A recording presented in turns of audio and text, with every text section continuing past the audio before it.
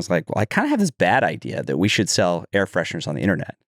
And he was like, well, that's actually not that bad of an idea. And the next day he'd kind of prototyped some stuff and started figuring it out. I think, growing up in the US, and then when you turn 16, the car is such a symbol of independence and it is such a part of your character that I want to brand that myself, right?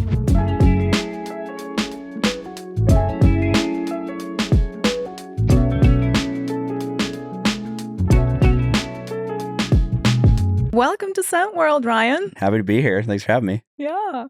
All right. So you had a career in video production, and back in 2016, you and Christian, your co-founder, started Drift because you decided to re-envision the car freshener space. Yeah.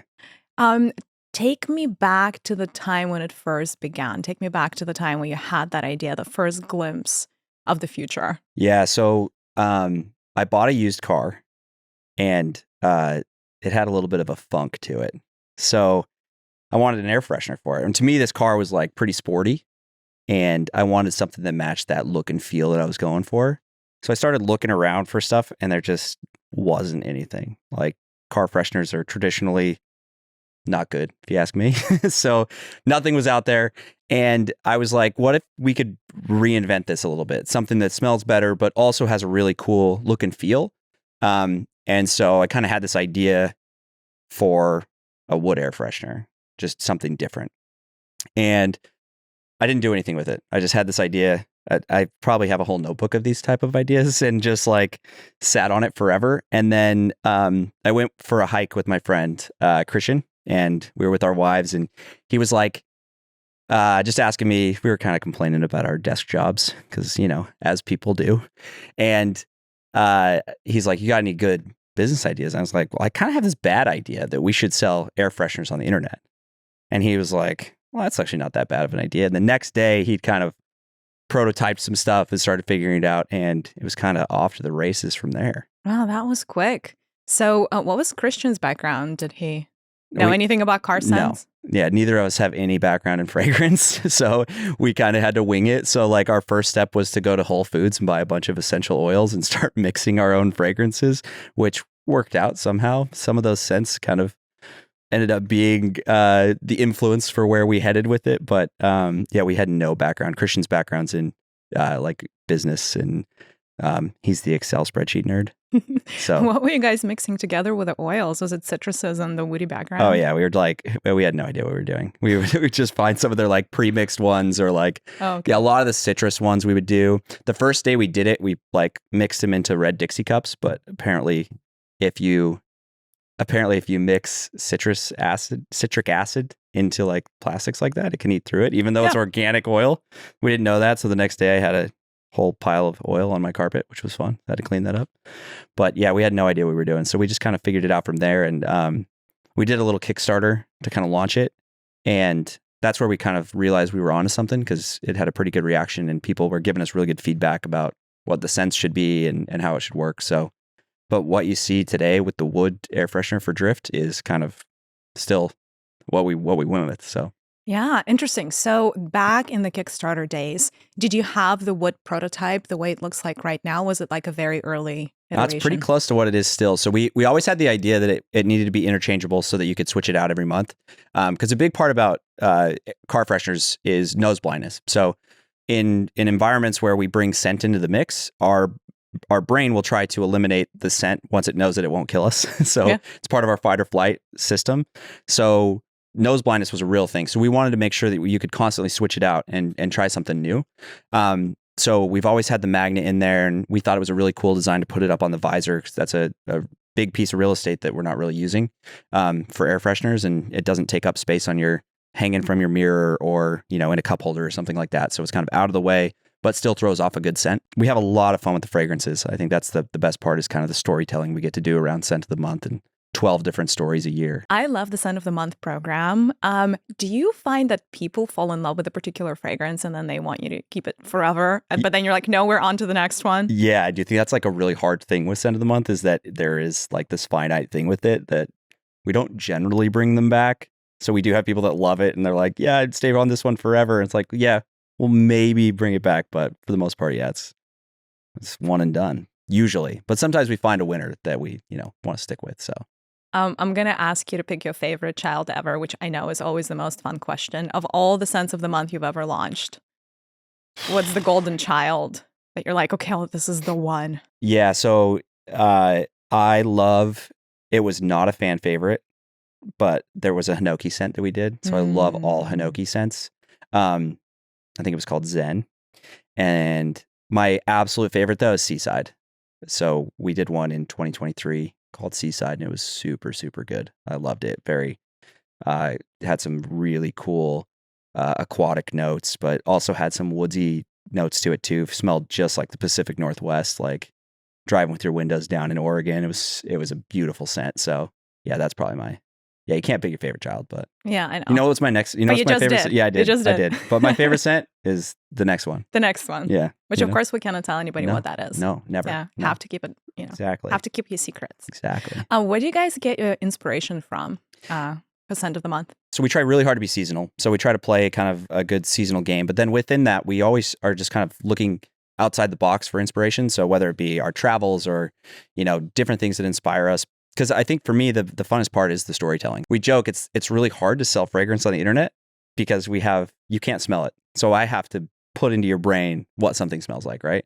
And so to me, the fun part, and especially with my background in marketing and video and stuff, has been, how do we portray this scent in a cool visual aspect? So yeah, we're always kind of looking outside the box and trying to find things that inspire us. And usually to me, the easiest ones, places, like, telling some of these descriptions, they always build a sense of place. That's fantastic. Let's talk a little bit about your product lineup, because wood is not the only thing that you have. So how was Stone born, and what is Stone? Yeah, so Stone's kind of our newest product. Very similar to the wood in that it's magnetic, but also a really cool organic texture. So it looks more like concrete, but it holds the scent really, really well and throws the scent really good over a period of time. So lasts a little longer. And we wanted to play with a new material in the car. But I think it gives you this other feeling in there. It's a little more stark, a little more kind of it's stone. So it's, it's got that rock texture to it. But I still think it brings apart. The big thing for us is the organic side of it. Like we want these organic materials. We want it to feel kind of bespoke. Each one is a little different. If you get a wood piece, no two wood pieces are ever the same. So it's really fun that way. Stone's a lot like that. Each time that we do a new scent, it kind of holds it a little different, looks a little different every time. But we always want to play kind of in these organic materials and not always the stark plastics that you see in the traditional air fresheners. Got it. Did you feel like something was missing from your portfolio and that's why you wanted to do Stone? Was it a different thought process, different customer perhaps? Yeah, we kind of wanted to open it up a little more because I think the wood is very specific, and like if you like that type of material, like I think very specific. So yeah, we wanted something else that kind of broadened our scope a little bit more. We've also got metal, which blends in a little bit better on the dash. So if you don't want anything, you don't even want to see it necessarily. It blends in perfectly and lets you control the scent a little bit better too. So we've got the wood, the stone, and the metal kind of to cover our whole gambit there for look and feel in the car. Okay, like a loaded question, but like, what is your most favorite feature about Drift? Like, why do you think it's superior to everything else that's out there? Yeah, it's a good question. So I think to me, the one is the look and feel. Like, I just think that the car is the second most expensive thing that most of us buy. You might buy a house, but your car is right up there. And for the most part, we're just using cheap air fresheners in there. And there's some irony there to me. You might see a Maserati with something hanging from the visor. So, I think there's a little bit of a dichotomy there. And also the fragrances. Like, I think that we've all kind of settled for these subpar fragrances in our cars. And we felt like there needed to be something better, some candle quality scents there that, really make you have a brand inside of this car that's yours. I think, growing up in the US, like my childhood, and then when you turn 16, the car is such a symbol of independence, and it is such a part of your character that, like, I want to brand that myself, right? Like, I think in high school, you kind of start to pick your cologne or whatever. Mine was Acqua di Gio, don't judge me. But, we start to have those Acqua di Gio or Fierce. Abercrombie Fierce. I love both. Okay, no great. judgment. Yeah, Fierce, no judgment Fierce was here. my thing. I still love Fierce, okay? You'll notice a few of our scents were inspired by Fierce. Like, I love that scent. But as we pick those things and we tried to make those the car part of our character, I think this helps. This you get to like brand it with the fragrance. Yeah. What I was impressed with as we were looking at Drift, and for our listeners that don't know, Drift now is a part of the Scentbird family of brands. We have acquired Drift slightly over a year ago. Yep. But what I was really, really impressed with is the community that you guys have built. You have such a passionate community. It's almost like a cult following. So talk to me a little bit about the birth of that community, because most brands could never get to that level of passion or like eliciting that passion from people. So what do you think is it about Drift that enables you to do that? Yeah, I think early on we had a really good group of early adopters that bought the product, and a lot of our customer base is still around from the early days from our Kickstarter and stuff.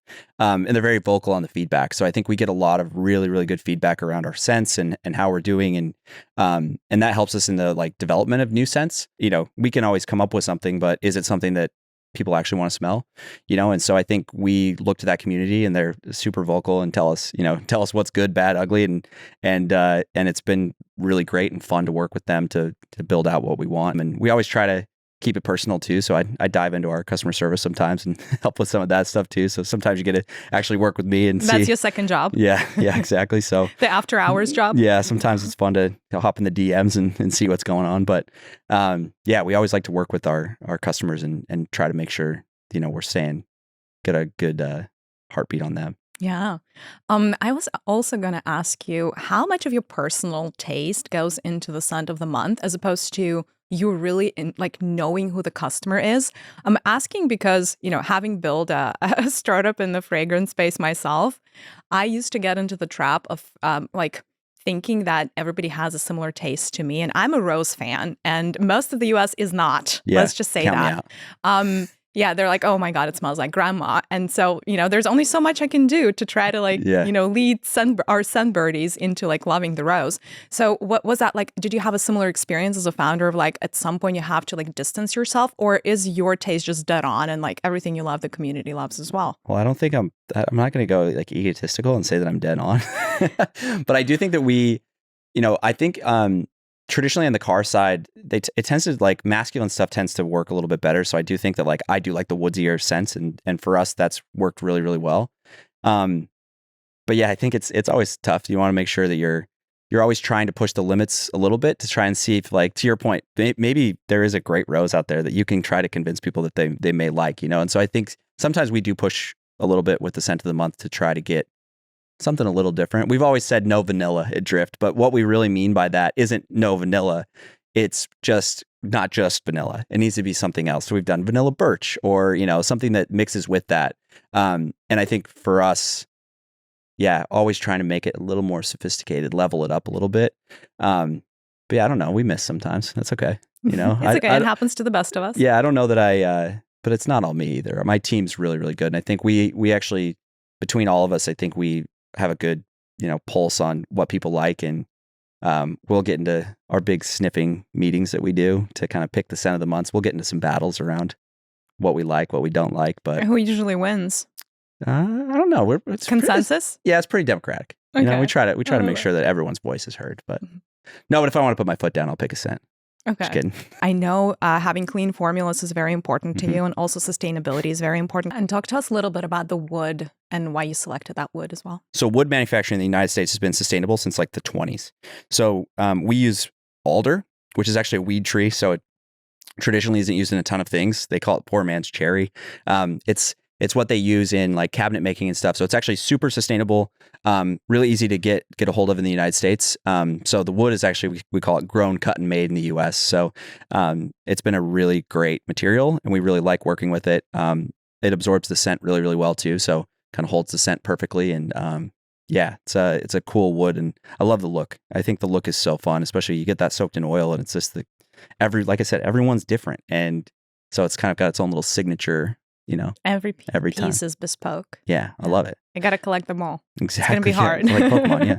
Christian, my co-founder, literally for the first year of the business, he hand cut them. Like he was making every single one. How many pieces would you say you guys were shipping at the time per month? I don't know. I think like at our peak, Christian was probably shipping he was probably making like 1,500 or 2,000 when he was making them by hand. That's a lot to make by hand. Yeah, they weren't like, there was no process to it. Like he was literally cutting them, running them over like a band sander, and I don't know all the tools. He was doing it all on that side. Well, and then we'd ship them out of my garage. It was very classic entrepreneurial story. Well, I love that. I love all the grit. So tell us more, like what are some of the other crazy entrepreneurial, like shoestring budget things that you guys had to do in the early days to get this off the ground? Yeah. So like our biggest like fatal moment was our original thesis was that we could ship these using stamps. So we thought we could put them in an envelope and just put a stamp on it and call it good, which worked until we got to about 100 pieces. And then the post office was like, yeah, no, you can't do that. So we had to kind of go back to the drawing board and figure out how to ship them differently, which was always a battle, but we figured it out. And so there was a moment, I think I was sitting in a restaurant with my in-laws and we got a thing from USPS was like, yeah, you can't do this at all. And we thought we were we thought that was it.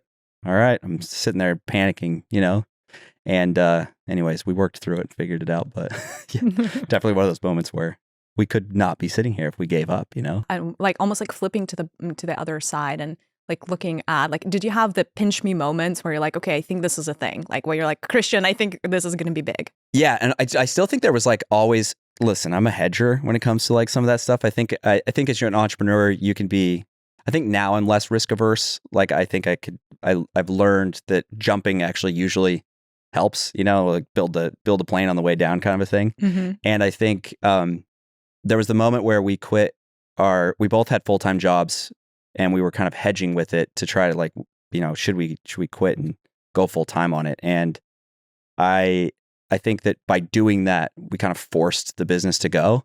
And I think that was kind of the kind of inflection point. We took on some investment in like the first year of the business and those guys always pushed us in a good way. I think it was always really good to have good mentors. And, but as we kind of were getting ready to go, they kind of gave us the shove out the door of the plane. And yeah, we built that, put the wings together on our way down. But I think that was kind of the big moment was when we quit our regular jobs. So I think my parents thought we were nuts. They were like, what are you doing? I'm selling air fresheners on the internet. Again, I've always said it's the world's worst elevator pitch, like, so I can't smell them before, but. Well, we've convinced over 100,000 people to do it. So yeah. Not the worst. You know how it is. I know of how all it the is, people, you have the most empathy. I get it. Selling fragrances online is a definition of insanity. Yeah.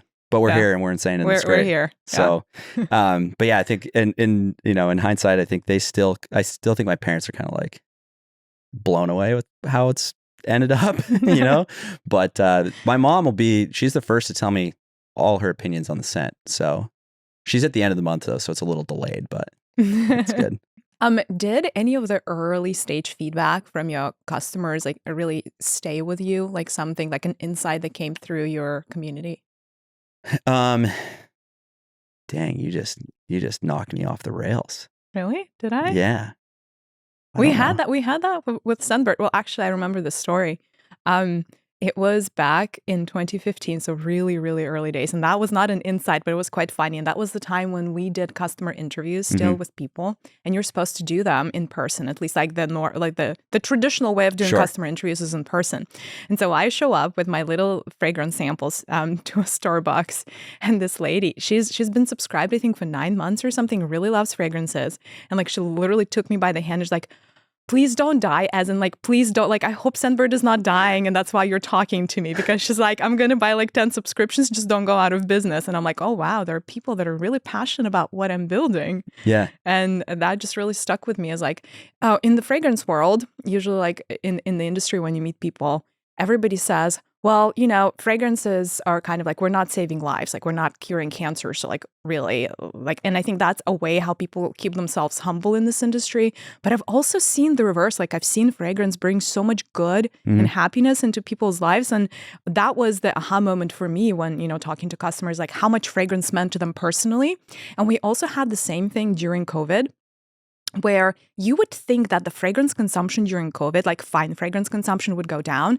But we had the hugest, just skyrocketing numbers, both in people like being, like how much they loved Scentbird, how much they used on a daily basis. And it's because it was like a pick-me-up, like a daily pick-me-up for them. Like it really made them feel good. And so I was wondering if you had that moment or something similar where you're like, okay, Christian, like we're really changing the world here. We'd always hear the stories of like, oh, my girlfriend stole mine, so I had to buy a second one. We hear that all the time. And like, I think those points are really fun. I think our traditional buyer and some of the early drift customers, they didn't have a fragrance background. And so we're kind of letting them try new things that they wouldn't normally try. And I think educating a little bit too along the way around, scent notes and stuff. I didn't know what a top note, middle, and base note was. As we've been acquired by Scentbird, we've brought in the best noses in the world, like these people have worked for the big top fragrance companies. And I think it's really fun to work with you guys around formulations and coming up with new things.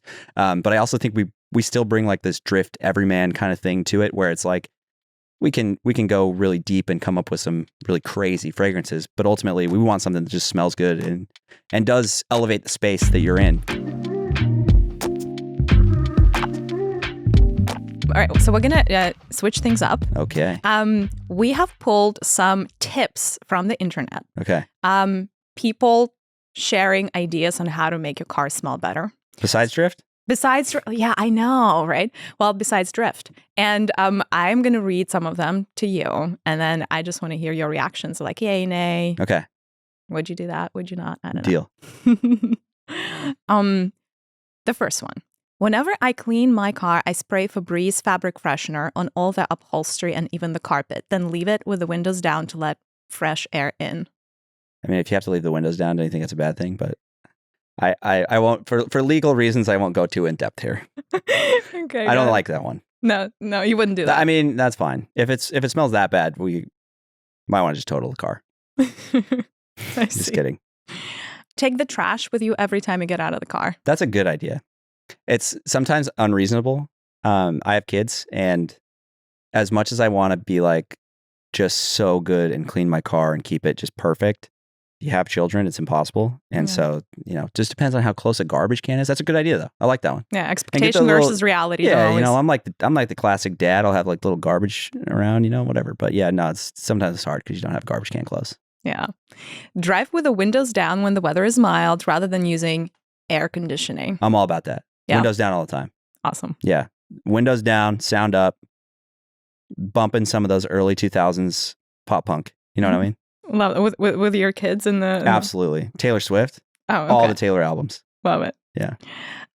Here's another one. I throw a dryer sheet under the driver's seat about once a week. A pack of 25 is like $1, and so maybe $3 a year and keeps it smelling fresh. Yeah, they should check the internet on what's in those things. I think dryer sheets are traditionally really bad. So if you're like trying to stay chemical free, maybe don't go that route. Okay. Again, ask the internet, not me though. I don't like that one. Right. I'm not a big dryer sheet guy. I like the dryer balls. I use the little felt ones, Okay. A little cleaner. Yes. Your car probably has a cabin air filter. Change it every so often. Yeah, that's a good one. Cool. Yeah, I like that one. Sometimes you can just drop a little essential oil in there. Oh, we have one about essential oils. You want to hear that one? My sister had given me little glass bottles of scented oils for a burner at home, and I left them in the car. Now my car smells amazing all the time. That's fine. I still think drift's the better option. You get to, control it a little better, but sure, that one's fine. And also a new one shows up every month. You can't really beat that. Yeah, exactly. And seasonality, also don't use lavender in your car. You want to stay awake while you're driving, Peppermint, maybe, but not lavender. And a citrus. Yeah, citrus wake you up a little bit, yeah. Yeah, but also we're all about blends at Drift, right? Oh, yeah. And when you're going with blends, it's just a more sophisticated fragrance than a straight up, ingredient. One note. Yeah. This is interesting. Scented candles not lit, especially in the summer when they get a chance to melt. It's not a bad idea. It seems sketch, though. Am I going to get wax all over my car? And then also you're using the cup holder. Yeah, which is like a big deal. Probably using a cup holder, or else you're going to put a candle. Yeah, I'm a traditional American here, and I count the number of cup holders I got in my car. Yeah, I know. And those are important. I never get enough. I never have enough. More cup holders, the better, Yeah, exactly. I don't drive a minivan, but that's why I would get one. More cup holders. Yeah. More cowbell.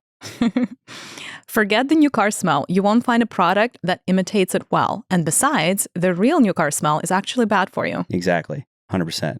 Yeah, new car. You don't we all like it, but it's all the plastics off-gassing in your car. Yeah. Not good. Did you guys ever try to recreate the new car smell? We've dug into it a little bit. There's two scents that are super hard to do. New car, because it is just freaking plastics, and leather. Like in order to get a really good leather, it's like you're just pushing limits. We did have a leather, and there's backing up to the community. we got rid of leather, and there was 100 people on leather, and they were the most vocal people we've ever had. I still think they're mad at me. I probably that you discontinued it. Yeah, and because in my opinion, it smelled. How can I describe this? I'm going to use my talents here. It smelled like if you had an uncle, and your uncle smoked Camel Lights. It's what his couch would smell like. It was like this faded cigarette, secondhand smoke smell, but it kind of smelled like leather. For whatever reason, though, everybody loved it. And so if we can ever recreate a good leather, we'll get there. But leather's really hard to like nail down without getting some funky olfactory notes that kind of may smell different. Use an ozone machine to clean the car. That's okay. Yeah, because a lot of times, like if you buy a used car, they'll usually use one of those anyways. But sometimes the like sprays they'll let off in a used car, they use like crazy stuff to kind of kill the scent. So I don't love that. Yeah. But no, I feel you. Yeah, I don't know.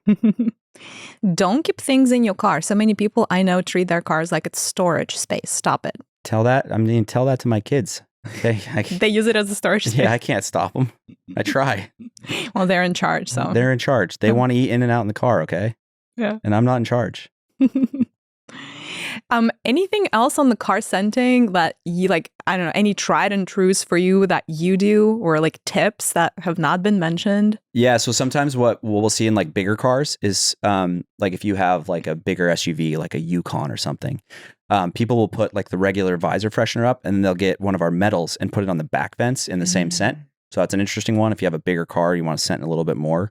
But yeah, other than that, like just use drift. It's the best. Yeah, and like layering as well, right? Like you can get a wood piece and then like a spray. Yeah. And freshen it up. Yeah. Yeah. We have the sprays, and you can use them in your car and keep one in there just in case, maybe you went and picked up Indian food and you got to cover up that curry in a hurry.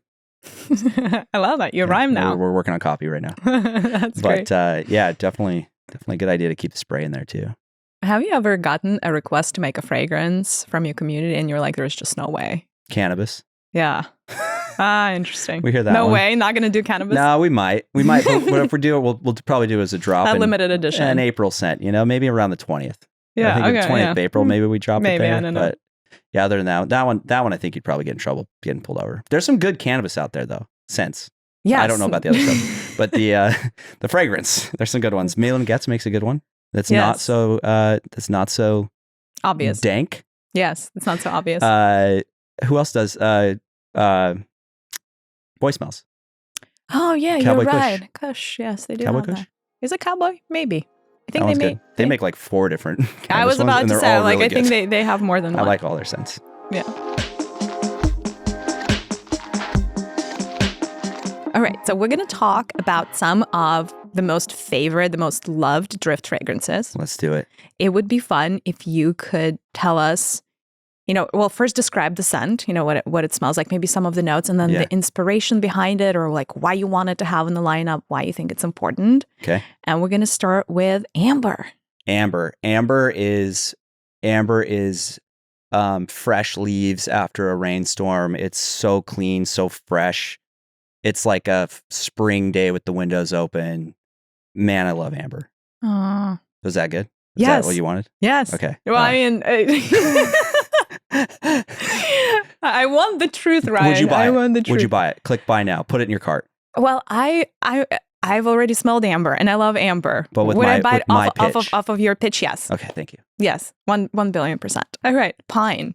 Pine is windows down, driving through Utah, home state, through one of our great national forests. It had rained yesterday, so it's a little damp, but you got that kind of piney smell, but just fresh. And man, the sun? A little bit of sun. It's sunny. Bit. Yeah, it's sunny now. Yeah, it was raining yesterday, but it's sunny now. And you're headed to the lake, and you're gonna have a good day at the lake. And yeah, that's to cart. Add to cart. Good. Okay. Great. Sold on that one for sure. Wait, and maybe a little bit of fresh cut too. You drive past a logging camp. Oh, so wow. you also get those kind of cut pine notes. Even better. Sustainable logging camp. Sustainable is very important. Yeah. Okay. That's important. Yes, I get it. Grove. Amalfi Coast. You're sitting there, you got a glass of limoncello, and they just fresh cut sugared grapefruit. And man, you're just looking out at the view of Positano, and you're going to go out on the boat later. And that's decadent. Yeah. Sounds like you did it before. Yeah. It's nice to be able to bottle memories like that. One time I was with my wife and we rented a boat in Positano, and we get in, and this cute old Italian guy, he's probably 75, and he goes, "Disco forward, disco back. Have fun." I'm like, "You're just letting me take this boat out." That's literally all. That's the instructions. Like, it wasn't like, don't go buy the $100,000 or $100 million yachts. Just, you're good. Like, that was it. Okay. And what happened then? Did you guys get rallied. in trouble? No, we were great. No, we were great. You were just winging it? Yeah, it was great. It was a fun day on the Amalfi Coast, just cruising around in our boat that I had no idea how to drive. I figured if I needed to, I could just pull my phone out and YouTube it, like, I don't know. Well, I'm glad you're still here. Let's go forward, let's go back. I love it. Teak. One of my favorites. Teak is so good. Teak is, your Hemingway's let you on his boat. It's covered in teak, and he's smoking a cigar on the back deck. He's just fought a giant tuna. And now you're on the boat with him celebrating, and you're headed back to Havana for a nice aperitif. And that's what it smells like. Oh, that's fun. That was a longer pitch. No, I like that. Yeah, more elaborate. Yeah, super sophisticated. I love it. What's your teak pitch? It's your favorite. You go. Oh gosh, no, don't put me on the spot. I can pitch you something else. Okay. Coffee. Coffee is coffee. You're in Portland, and you're at one of those bougie coffee spots where it's a little pretentious. Like, they're going to tell you this crazy single origin coffee story, and they're going to do like an 8-minute pour over, and it's through some elaborate glass machine. But man, is it the most decadent smelling cup of coffee you've ever smelled in your life, with a hint, just a dash of oat milk. Not a lot, because you want to taste the flavors of the coffee. So maybe you take a sip first and then you put a little dash of oat milk in there, because it's got a little bit of latte in it. So it's got like a little bit of vanilla note, but it's very subtle. So it's a good coffee scent. It's not like faded coffee. It's not like coffee breath, It's good. Oh, I have to ask, what's your favorite coffee? Like, what inspired? I mean, other than Oregon. I don't know the one inspired it. Best coffee, go Sleepy Monk, which is in Oregon. Oh, is it? Yeah. Cool. They're in Cannon Beach. Nice. Yeah. We'll do one last one. Cabana is we're in your favorite place, Tulum, and you're poolside. It's that perfect coconut sunscreeny scent that smells like you've been just a little bit of laying by the pool, but you're about to jump in. That kind of sunny, salty scent. It smells like sweaty, vacation. not sweaty. That not sounded sweaty. like I was talking about sweat. I'm not talking about sweat. No. I didn't get that. It's very vacation-y, but it definitely takes you, like, it's one of the best ones to fire up in the winter when you're sick of winter. There's a prime timed winter. As a Utahn, I know this. So December, January, fun in winter. Early February starts to get less fun. Fire up Cabana, because then it's like, okay, now it's time to go somewhere tropical, get out of the snow for a minute, and then come back and appreciate it. That's Cabana. I love that. Did you guys ever try like floral smells in the car? So we had Bloom for a while, which was it was a floral one. It's actually one of my favorite scents. But yeah, it was a really nice note. I can't remember all the notes that were in that. It was very similar to like a flower bomb.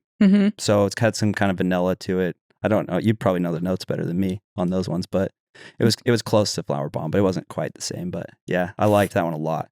We've done floral a couple times. Again, sometimes it's not always everyone's favorite. Yeah. We did iris, which was a fun one. And we always, again, try to play off of, take some woodsy notes and throw in the floral. Because I think on our side, mostly heavy floral, no rose. No rose. I wouldn't put a rose in the car either. Yeah. I get it. I get it. But I think, it could be fun, a tulip. Tulip would be fun. Byredo has a really, really nice tulip. You can totally see that in the car. Byredo has one of my favorite scents of all time called Mojave Ghost. Oh, I love Mojave Ghost. So like deserty and just perfect. Yeah, but it has that tinge of freshness as well. Yeah, totally. Yeah, love that. Man. Yeah. Love that. As we've mentioned before, Drift has a lovely community, a very vocal community.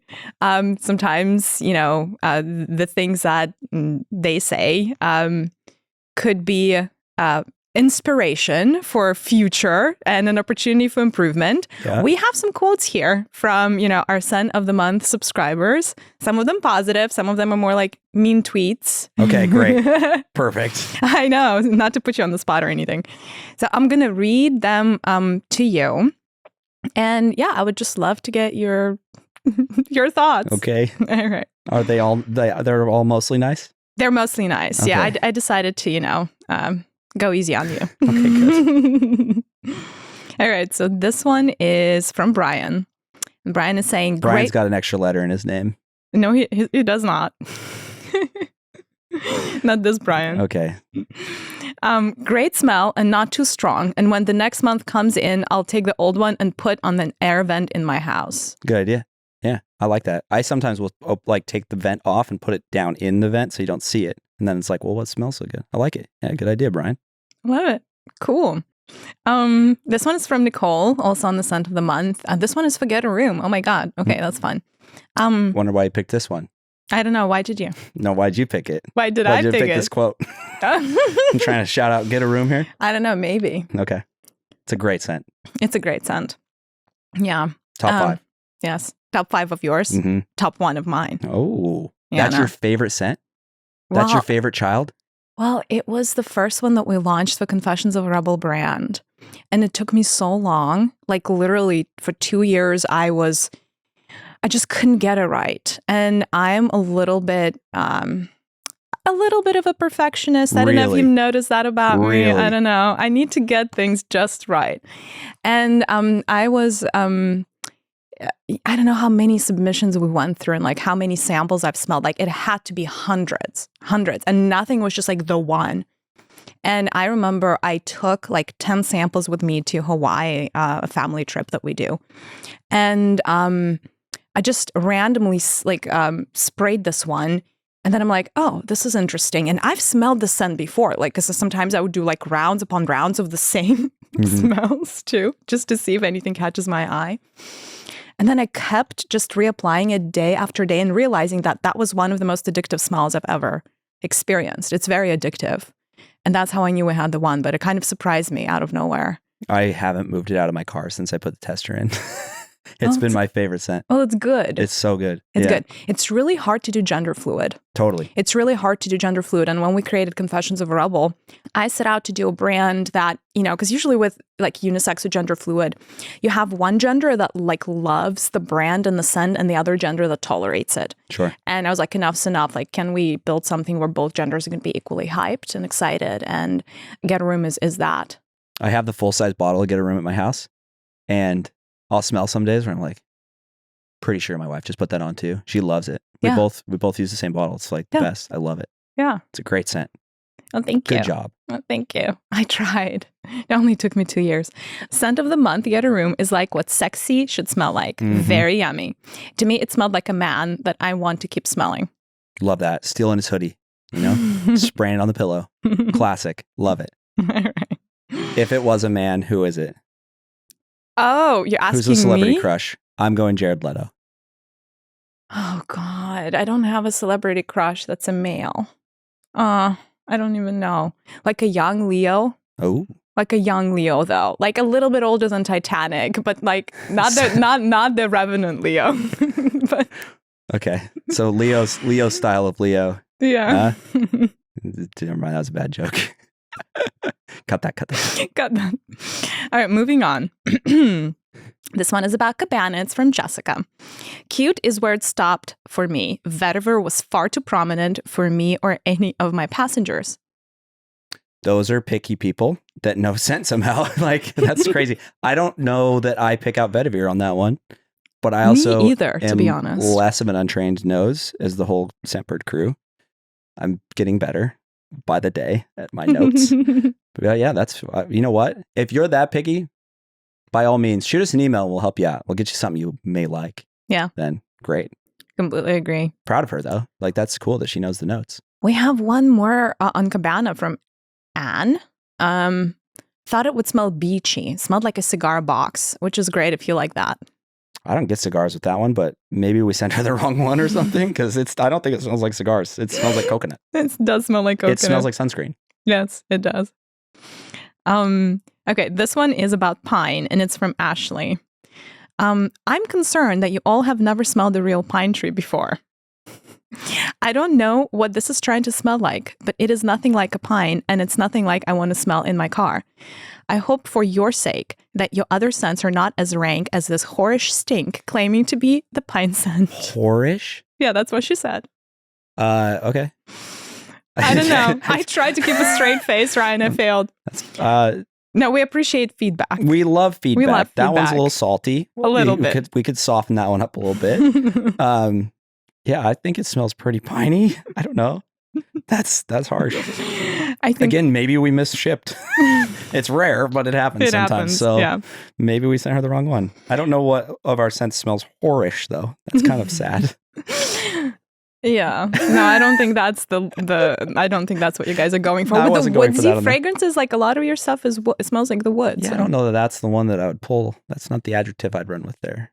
But pine's pretty piney. Yeah. So how do you learn to like live with negative feedback? Asking for a friend. I hired a customer service team because it hurts me, so I try to stay far away from it. I used to read because like I was obsessive about reading reviews. When we first launched Confessions, I was reading every single review and sometimes more than once.